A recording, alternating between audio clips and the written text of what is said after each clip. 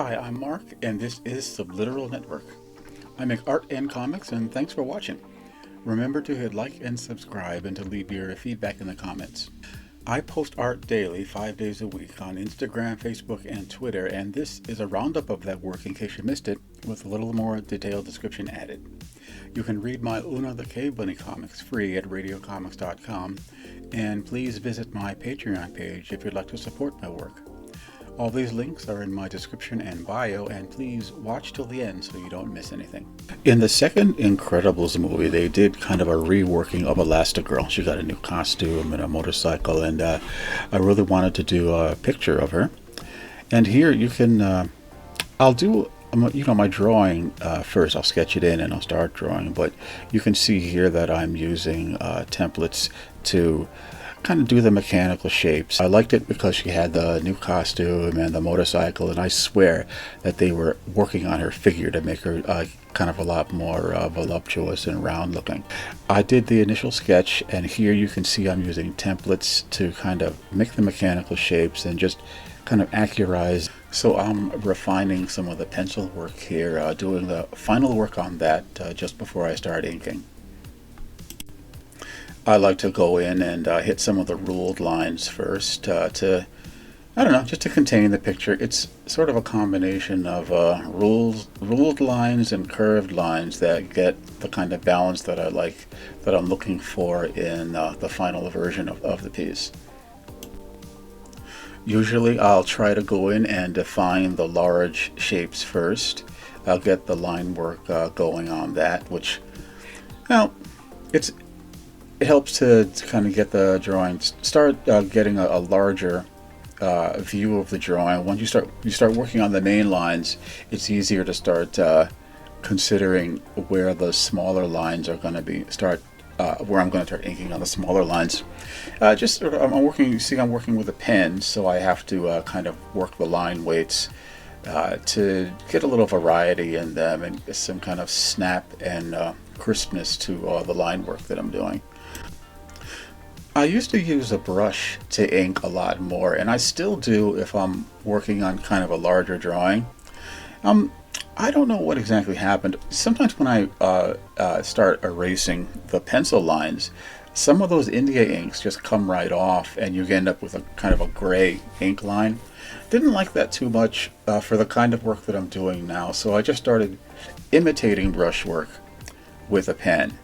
You know, when you drag a brush across a drawing, you can start out with a thin line and then thicken it around the middle, and towards the end you can thin it out again. It's faster. A lot of the old comic book artists really employed that because they worked under deadlines, and I liked it because I thought it was just a beautiful line.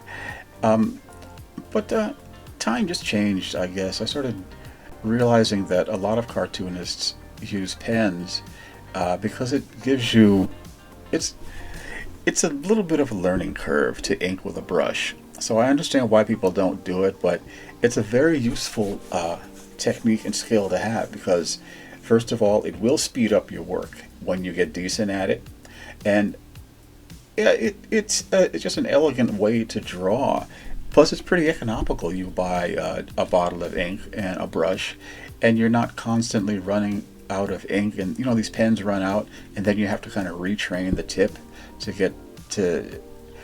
There's pros and cons, I think. Let's put it that way. But I have just come to enjoy inking with these pens now because I can get a lot of the results that I used to get with a brush.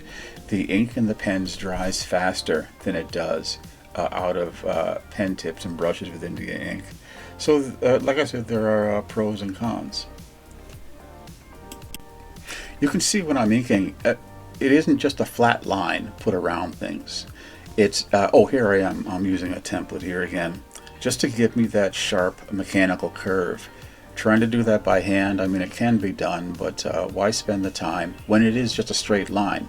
It's almost a dead line, you know, just a thickness, the same thickness from beginning to end.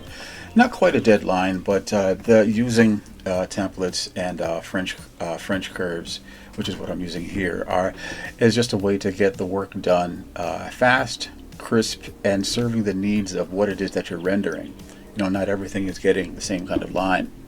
So the ability to do that is, well, you're kind of judging. You know, it's a mix of mechanical looking lines and then hand drawn lines is what adds a lot more life to a drawing, I think.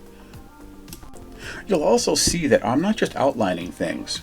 I'm changing the thicknesses. I'm adding like a little tiny shadow under something that I'm drawing just to make it look a little three-dimensional. Like I'll do it like under a character's chin or behind their ear, because these are objects that are sticking out from the main mass.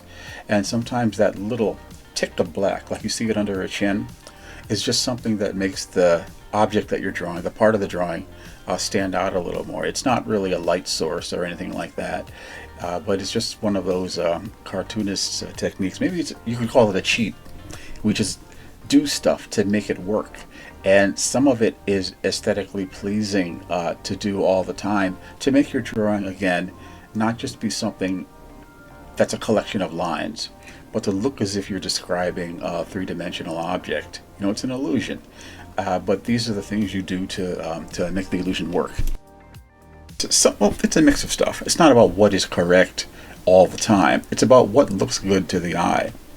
I think that's why Elastigirl's design is, you know, I don't think a real woman would actually be built the way she's built. I don't know if that's physically possible. But it's pleasing to the eye when you see this shape move across the screen. And that is what I think the artist is constantly searching for. Not reality, but believability. So thanks for watching. You know, if you want to see more, this is a little different than the videos that I usually post. But if you want to see, I find it kind of fun to talk more in depth about one specific piece of work that I've done. And maybe if you're learning to draw, you might learn something from what it is that I'm able to tell you about my process. You know, at least I hope so. And it's kind of fun. Thank you for watching, and please come back for more drawing videos.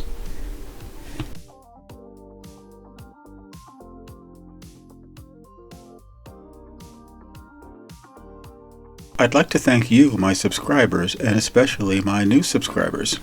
I'm very happy you enjoy hearing something more about the work that I'm doing, and I hope the videos are entertaining, and I really hope you can come back for more.